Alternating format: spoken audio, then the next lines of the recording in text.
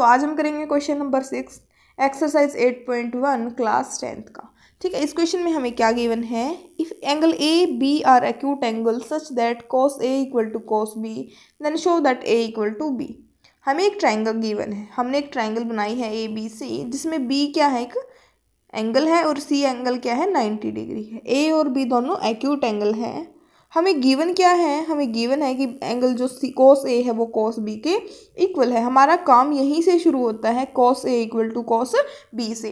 ठीक है, कॉस ए की वैल्यू निकाल लेंगे, कॉस बी की वैल्यू निकाल लेंगे, फिर दोनों को रख देंगे इक्वल, क्योंकि इसने बोला है कि कॉस ए की वैल्यू कॉस बी के इक्वल है। अब कॉस ए की वैल्यू निकालेंगे इस ट्राइंगल से, कॉस बी की वैल्यू निकालेंगे इस ट्राइंगल से। सॉरी, मैंने शायद उल्टा लिख रखा है, यहाँ पे डायग्राम गलत बना रखा है। देखते हैं इसको एक बार, इसको इरेज कर देते हैं।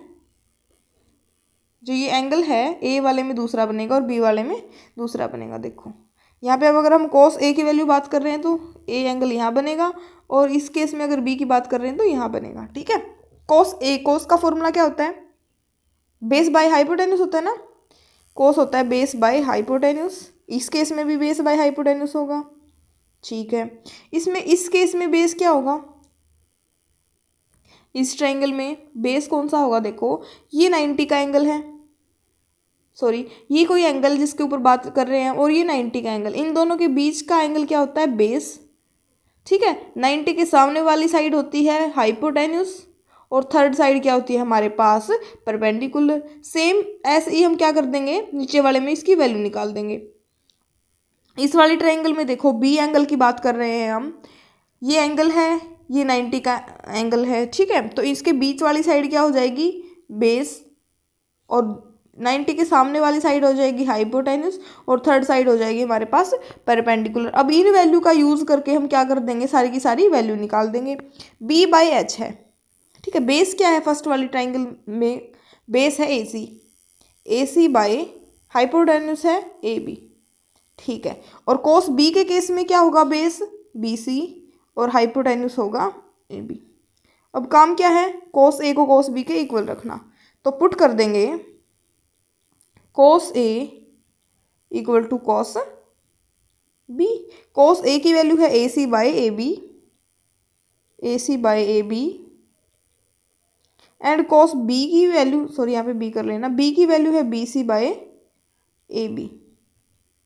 ठीक है, क्रॉस मल्टीप्लाई कर देंगे, या फिर क्रॉस मल्टीप्लाई नहीं तो करेंगे तो क्या हो जाएगा, बी को उधर ले जाओ ए बी को, और इस ए बी को इधर ले जाओ। ठीक है, मल्टीप्लाई कर दो, ए सी की मल्टीप्लाई ए बी से, और ये वाला ए बी इधर चला जाएगा तो किसके इक्वल आ जाएगा, B C into A B के।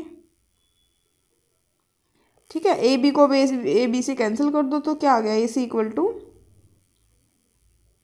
बी सी आ गया। ठीक है, यहाँ से ए सी इक्वल टू ए बी आ गया। ध्यान से देखना, एक बार एक चीज़ समझाती हूँ मैं आपको। जैसे कि हम ये ट्राइंगल लेके चल रहे हैं जिसमें एंगल जो सी है वो 90 डिग्री है।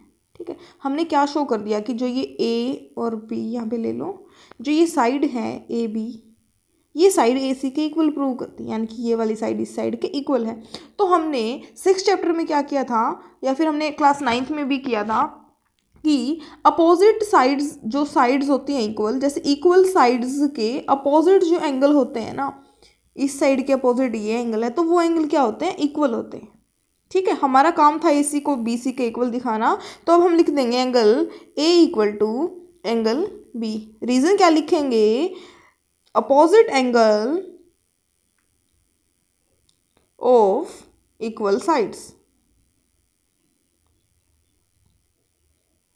ठीक है, अब अगर दो साइड्स इक्वल हैं तो उनके बेस के एंगल बोलो या उनके अपोजिट एंगल्स बोलो, वो क्या होंगे, इक्वल होंगे, और हमें यही प्रूव करना था। ठीक है, बहुत इजी क्वेश्चन था ना।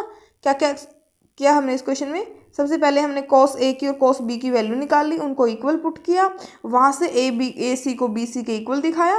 अगर ये दोनों साइड इक्वल हैं तो इनके बेस के एंगल भी क्या हो जाएंगे, इक्वल, और हमें यही प्रूव करना था कि angle A equal to angle B. ठीक है, मिलते हैं नेक्स्ट क्वेश्चन के साथ नेक्स्ट वीडियो में। अगर इस क्वेश्चन में आपको कोई डाउट है तो आप कमेंट करके पूछ सकते हो।